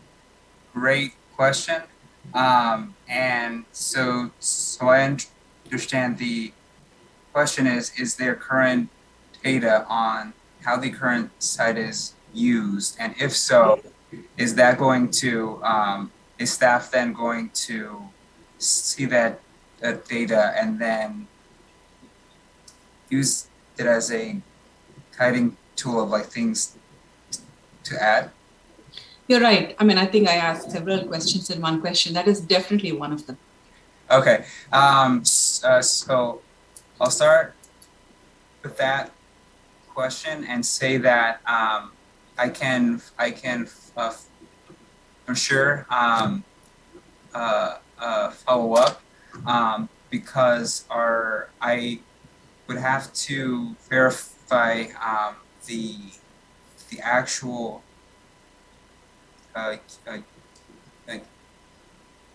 usage with our apps team. So they can and so they can share all of that engagement data. And then I believe your second question, I'll ask you to share your second Question. Happy to do that.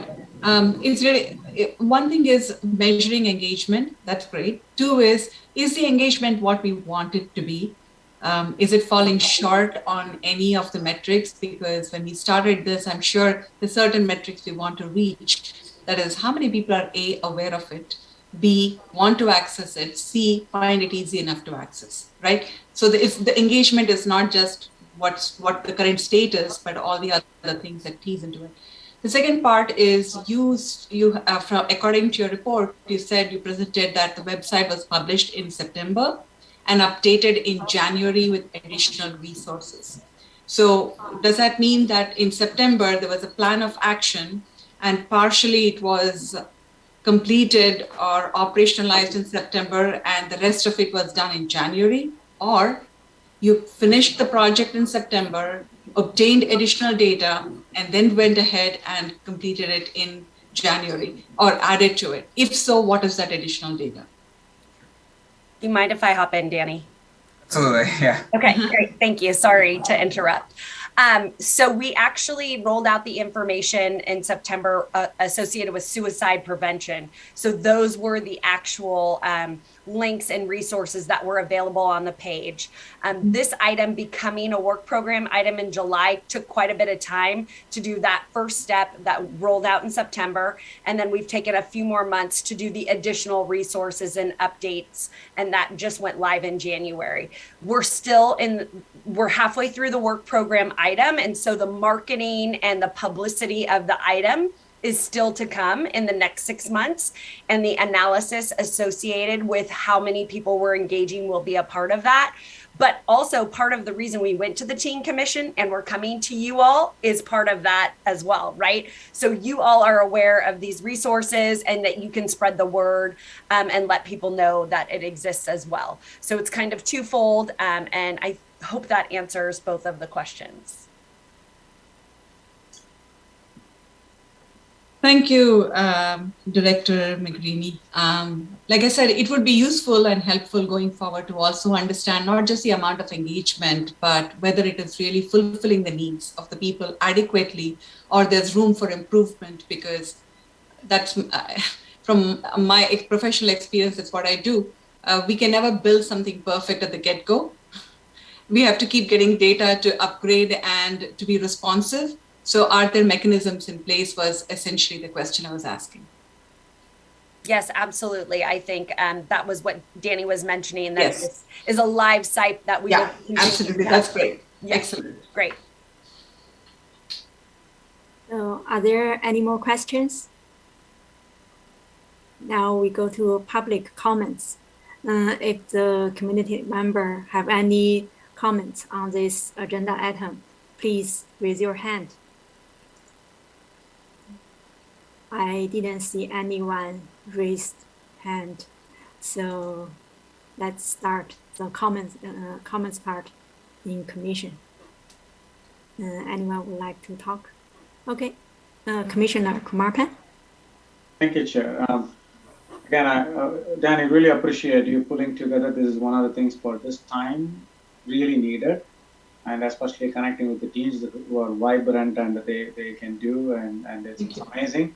And please don't hesitate to come back with any asks or things from this commission, because we are all really wanted to do. One of the commissions, we connect with communities absolutely much more than few other commissions. I'm not saying it, but I think we have a reach and we work on it. And I want to make sure that how best we can help you to accelerate this program. And it's not just for now, because the after effect of all the pandemic ones is staying for so many years. It is going to lingering around, and then I think it is another opportunity. And thank you for taking the torch and leading this way with the team there.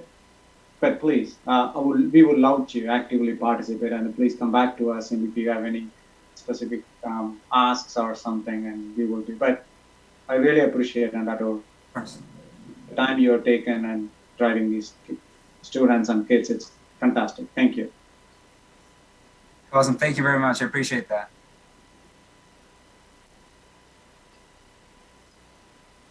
I want to reiterate that thank you very much for all the work, and we are happy to help you in any which way and support your endeavors on behalf of the larger social good. Thank you again. Absolutely. Thank you. Yeah, and I also like to thank Daniel and all the city staff worked on this program. I think it's very important to raise the awareness of mental health. It will really benefit our community. And I like the idea brought up by Gopal that maybe we can get more commissions to help, because the team commission already made a really good job. And maybe park commission can have some, maybe make it included in our summer program to talking about mental health, or maybe the back commission can have some events to ask people to riding back around our city with this topic to let more people know it. Yeah, that will maybe we can get more support from our community if the message sent out to more people. And thank you so much. Are there any more comments from commissioners? If not, we just finish this agenda item. And thank you again, Daniel, for this nice presentation. Excellent.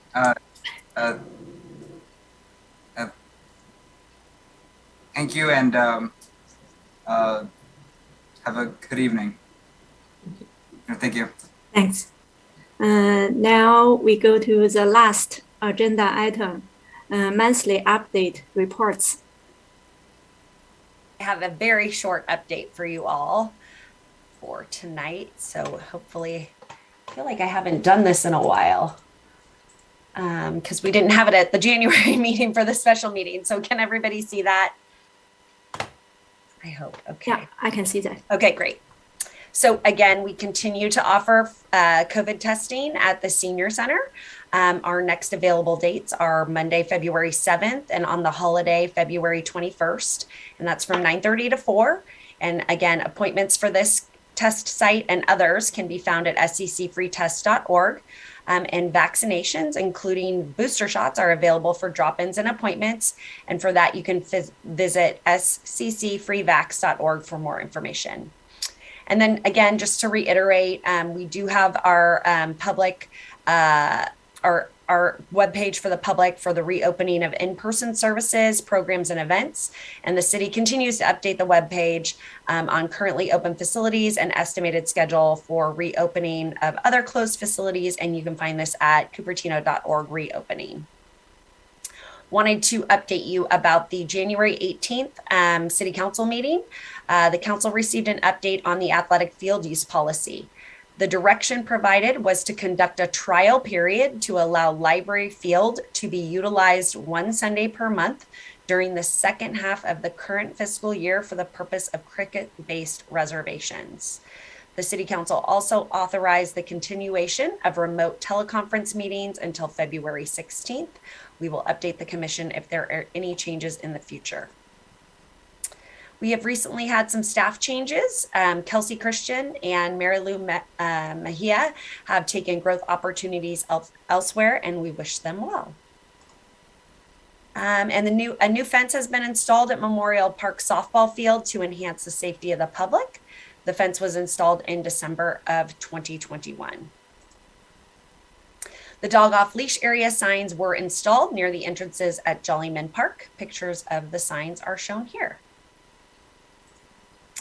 Just wanted to update you, the golf course has adjusted its tee times to coincide with sunset schedules, and the first tee time begins at 7 a.m. with the last at 3:30 p.m. And then a reminder about the Youth Activity Board's partnered project with the Cupertino Library, the Martin Luther King Jr. Dream Tree. The community members are invited to fill the tree with their dreams and aspirations written on pre-made leaves, starting with the phrase, "I have a dream." The tree will be on display at the library until the end of February, and submissions are available electronically through bit.ly/MLK Junior Dream Tree. The spring 2022 recreation schedule is back in print with registrations for programs and classes starting on Tuesday, February 8th for residents, and then Tuesday, February 15th for non-residents. Virtual program offerings are available, so you can visit cupertino.org/recreation for more information. And again, here are the links to the budget CIP dashboard and the city work program dashboards. And then our upcoming mayor's meetings are scheduled for Wednesday, February 9th and Wednesday, March 9th. So we'll have to schedule those this evening. And that's my report. Happy to answer any questions. Thank you, Ria. And I saw the Commissioner Stanek raised your hand. Do you have any question? Yes, thank you. The question was about the extended fence at Memorial Park. Was that just on the first base and third base? It looked like the picture was like on the first or third base side. It's just the third base side. It's just the third base side. So this did not address the outfield concern that was brought up by one of our residents about the play area just on the other side of the outfield. Is that right?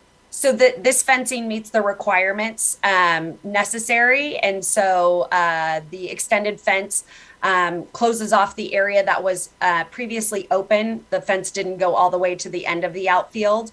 And so because there was a pathway in the tennis courts on that side, that upgrade was made. Okay, thank you.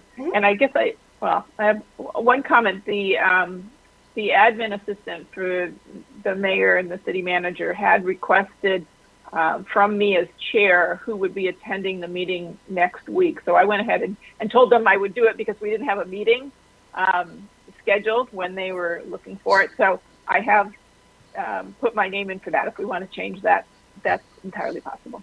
Okay. Got it. And Galpa, do you have any question? Yeah, a quick question, Director. Maybe I haven't read it. So the DOLA, the boats are there, and I know we changed the hours based on whenever at times, right? We changed the times. Is it all outlined in that? The DOLA hours at Jollyman Park? DOLA hours at Jollyman Park. It's an hour before and after sunset. That's okay. That's a standard one, so people know that. Okay. Excellent. That's a wonderful one. Thank you. Yep. Okay. Are there any more questions? If no question, so do we have public comments also for this item? We can. Oh, okay. Any public comments? Community member, if you want to say anything, just raise your hand. If not, yeah, we go to the comments part. Yeah, commissioners, if you have comments, please raise your hand. So if not, we just need to discuss the arrangement of mayor's meeting. And I think next week's meeting, Commissioner Stanek will join the mayor's meeting. And we only need to discuss the meeting on March 9th. So anyone would like to, Commissioner Stanek, you have something to say? Yeah. I didn't have a comment on that meeting. I did have a comment on commissioner reports. So I did have a report. I just wanted to make sure that we're going to still have time for that. Yeah, I think after we're talking about the mayor's meeting, we can ask for commissioners for report, for update. Yeah. So anyone volunteer to join the mayor's meeting on March 9th? So I can. Okay. I can do the March 9th. Yeah. Okay, we just put Vice Chair Begor's name for the March mayor's meeting. And Kevin, could you help to record it? Thank you. Just in case, can we also go just 1 month further, just in case, for the April, it's April 13th, if anyone would like to volunteer for that one. April 13th, anyone volunteer? I can go. Okay. April 13th. Yeah, Commissioner Kumarpan will do the April mayor's meeting. Thank you. Okay, I think we finished the director's monthly update. Now, any commissioners want to give any update? Thanks. Okay, Commissioner Stanek. Thank you. I have a report from the mayor's meeting from January. And at that meeting, the reports from the various commissions, the Library Commission reported on their expansion, which has been impacted by supply chain issues, not surprising. And so it is moving forward, but not at the pace that they would have liked.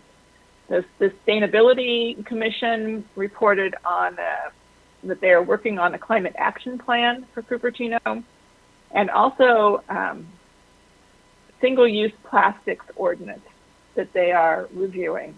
And that would be for restaurants and other places, I guess, that provide plastics. The Fine Arts Commission reported that their poet laureate had been chosen and that the emerging artist winners are on display at the library. So you can go to the library and view the emerging artist winners. The Public Safety Commission talked about LPRs. And if you don't know what an LPR is, like I didn't, it is license plate readers. And this is a safety security issue where they can read license plates to track various crimes. The Bike Ped Commission, the Public Safety also talked about outreach and awareness for catalytic converter theft. And they're also reviewing a gun ordinance for Cupertino. Bike Ped talked about Lawson Middle School bike path options that they are reviewing in front of the middle school. The last phase of the McClellan bike lane to Deanza near the 76 station that is just being renovated there. And the 76 station apparently has been very cooperative in trying to make that intersection more safe. The mayor talked about his State of the Union or State of the City message, which I thought he said was going to be Saturday, January 29th. And then I didn't hear anything about it. Did he actually give the State of the City? So not sure about that. If you could help us, Director. It's recorded, and so they're going to be pushing it out. So it was recorded that day. Okay, great. And we also got to meet the new city manager, who is Jim Troop, and we also have a new city attorney. So that's the report out from the mayor's meeting from January.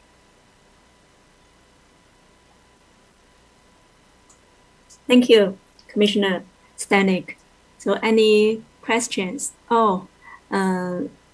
Vice Chair Begor, do you have any question? Yeah, I just had a quick question for Commissioner Stanek. Did they say where these license plate readers were going to be? Is this like specific junctions or is it everywhere? I think they're still debating the issue of safety versus privacy.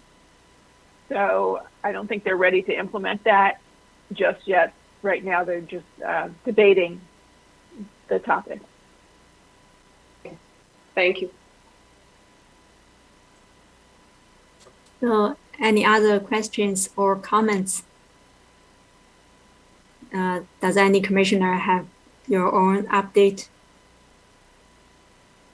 Okay, so if not, it's time to end the meeting.